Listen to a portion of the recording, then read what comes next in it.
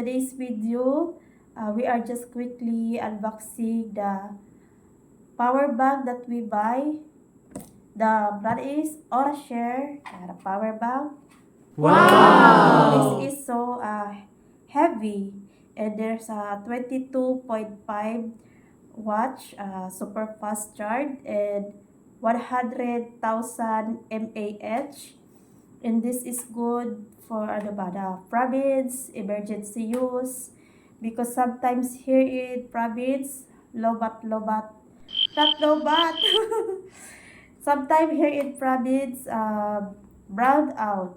Yan, and this is good ba for emergency use. And then have a flashlight. So we try the flashlight. Yeah, there. Parang bunto. Yan, it's good. It's good to have a flashlight. And the price is worth it. Yan, this price 2,235 pesos. This power bank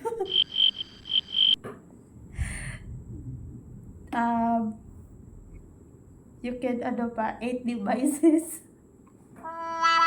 So yeah guys, I'm very happy.